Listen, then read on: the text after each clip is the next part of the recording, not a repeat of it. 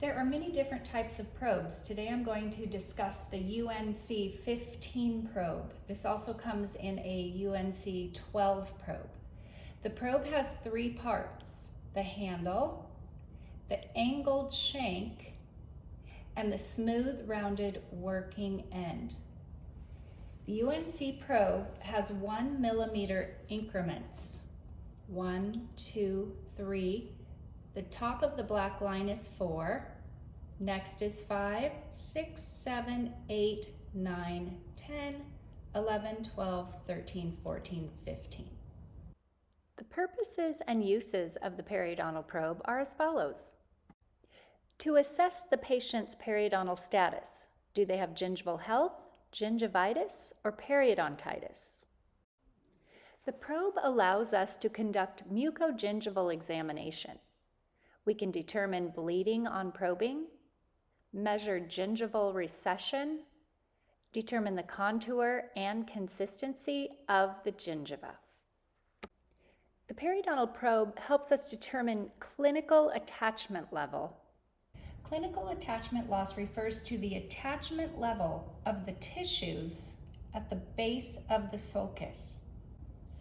Cal is determined by measuring with a probe from the CEJ, cemento-enamel junction, to the base of the sulcus. A probe is inserted, and once you reach the base of the sulcus, that measurement determines Cal.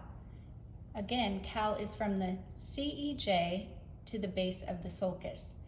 In this particular tooth, the root is 12 millimeters long. The reading is 6 millimeters of Cal. The reason I teach periodontal probe first to first-year dental hygiene students is because it is a foundational tool in the assessment of periodontal health. The instrument has a smooth, rounded tip and contains no cutting edge. A novice user is less likely to cause tissue damage to their patient with a periodontal probe. There are no confusing angles to adjust to for the novice user. It is the only reliable instrument for measuring periodontal pockets. There is a debate as to whether to teach Explorer or periodontal probe first. The Explorer is sharp with many curves for adaptation, which makes it challenging for the novice user. So I like to introduce the periodontal probe for those reasons. The learning objectives for this lesson are as follows. The student will understand, demonstrate, and maintain neutral seating position.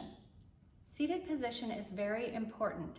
Teaching ergonomics first sets the stage for their entire career.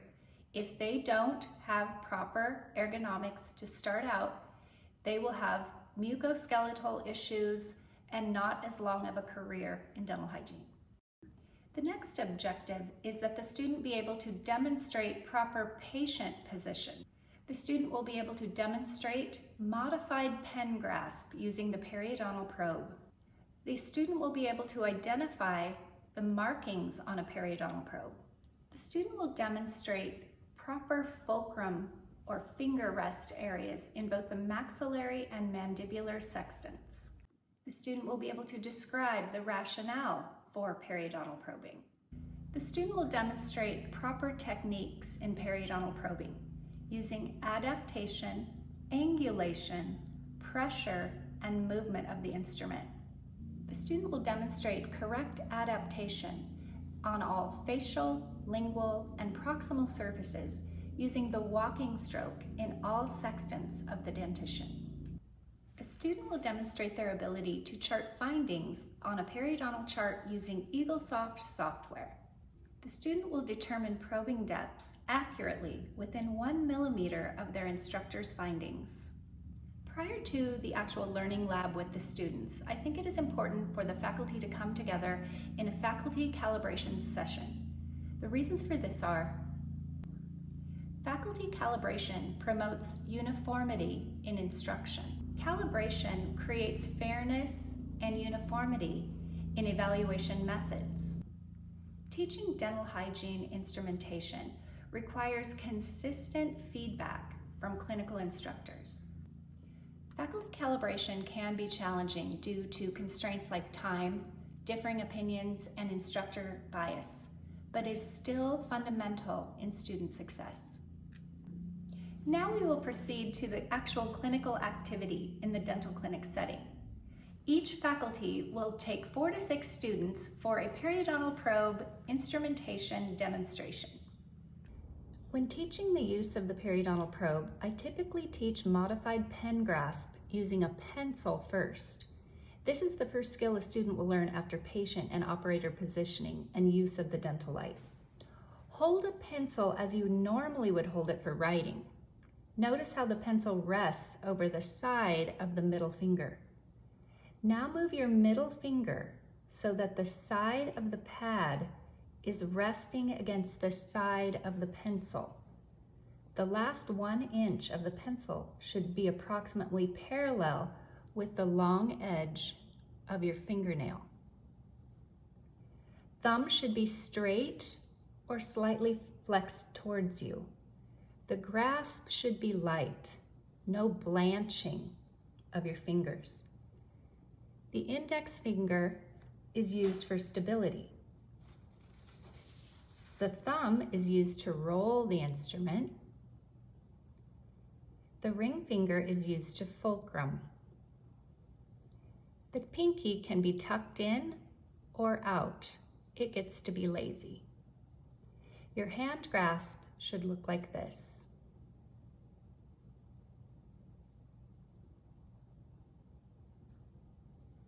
When a student first starts to periodontal probe, we want to be sure they are using the proper grasp and the proper location for their finger rest or fulcrum. Place the instrument on the buccal surface of a posterior tooth. Position the instrument so that it is parallel with the long axis of the tooth and slightly angled with the last 2 millimeters of the probe against the side of the tooth. If it's completely parallel with the long axis, it can poke the tissue. We need that angled just slightly so that it will not damage the tissue. Gently move the probe tip into the sulcus, advancing until you reach the base of the pocket. The base of the pocket or sulcus will feel soft and resilient. I teach that we start on the distal buccal aspect of the tooth and probe into the distal. Then we will come out, go back to that distal buccal position, and use our gentle 1 millimeter walking stroke all the way into the mesial, following the contour of the tooth. If we try to use parallel with the long axis of the tooth in the proximal areas, we will run into the contact and miss the proper depth in the cull area below the contact. So we have to angle the probe out just a little bit to get into that cull area. Then we will progress to the other teeth.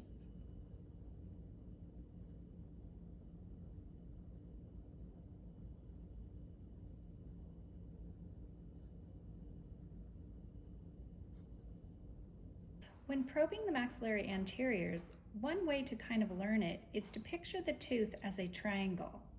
Here's one side of the triangle, here's the other, and here is the base. I teach the students to begin at the midline, again, the last 2 millimeters of the probe against the tooth. Today, on this area, I'm going to be using the wrist rock and the wrist rock curve. You can see, if you watch my ring finger, it rocking back and forth to advance the instrument. There is no finger movement putting the instrument where it should go. Again, wrist rock into the sulcus, keeping the tip against the tooth. As you get to the interproximal space, you're going to turn the probe And that's where that triangle comes in. The triangle this way and the triangle that way. Allowing our probe to stay adapted to the tooth, thus causing less trauma to our patient. When I first teach it, I teach them to start at the midline. It helps them learn how to adapt the probe into the interproximal space. Remember, we maintain a light grasp, no blanching. I tell the students that I should be able to come and almost pull the probe out of their hand.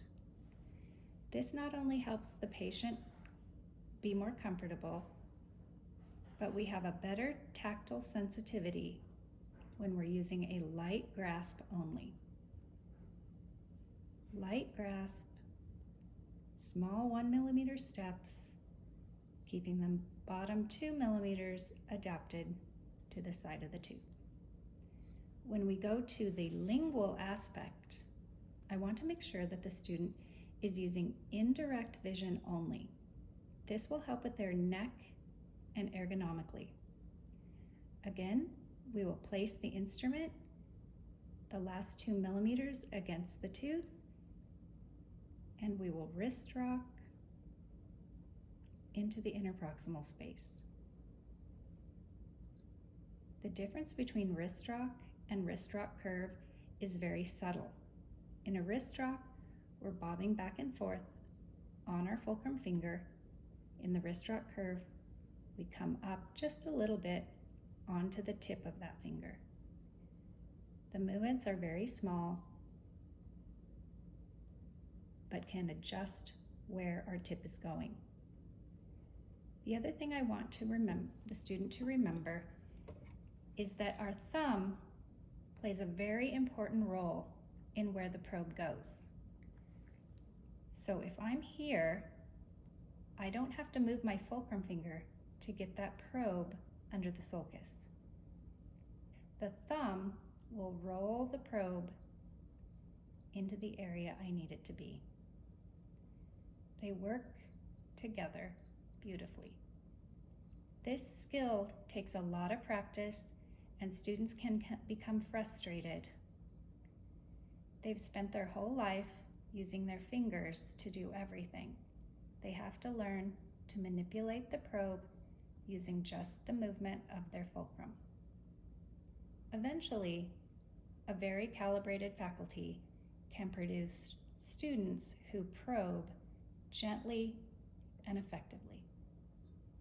When probing the mandibular arch, the motion for the instrument is wrist rock and wrist rock curve. Really, the only difference is wrist rock is on the pad of the ring finger and wrist rock curve is up on the tip. The thumb, again, will rotate the instrument into the position it needs to be. The thumb has a big job. The tooth can be divided into a triangle in the anteriors, just like it is in the maxillary. I have the students start at the midline, again putting the last 2 millimeters of the probe against the tooth, and then a small walking or bobbing step into the interproximal space.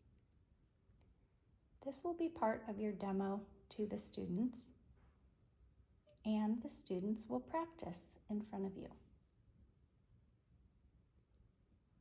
You notice that my movement is wrist rock and wrist rock curve.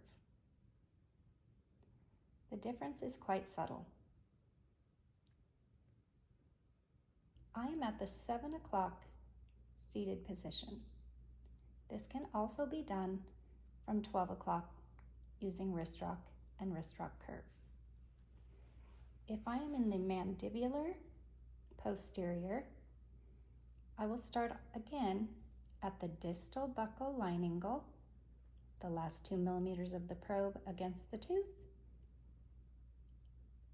and wrist rock into the interproximal space. I will come out, place the instrument at the distal buccal line angle, and move the probe in the mesial direction.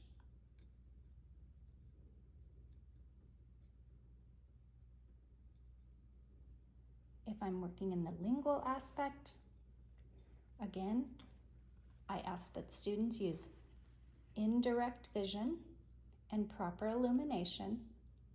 This will help them with their ergonomics.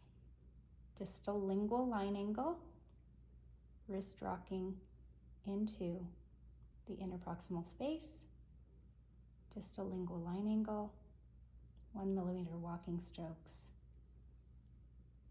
into the mesial. Using indirect vision is very important, and getting used to the mirror is extremely valuable.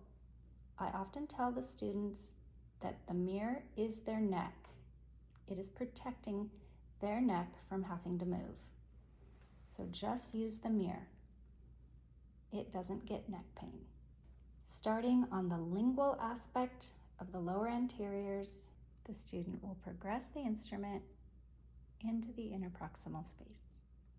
After the faculty demonstration, you'll have one student sit down and probe a sextant while the group watches. This brings up really valuable questions and clarification. Then the students will head to their own dental chairs to practice on their own typodonts. The student will be graded on a basic clinical evaluation form. This is their rubric for the periodontal probe. You have one of those in front of you, and you can see that every skill from fulcrum, positioning, to movement is on the basic clinical evaluation. The criterion are grasp, fulcrum, seating position, mirror, patient seating position, and technique. When the student first starts probing, usually they're using only a typodont and not a true patient. That way they can get skill without causing any kind of tissue trauma. Eventually though, the student will have to probe on their classmate. Thank you for joining me today for my presentation on the periodontal probe. I hope it helped you better understand why we use the periodontal probe, and most importantly, how to use it effectively.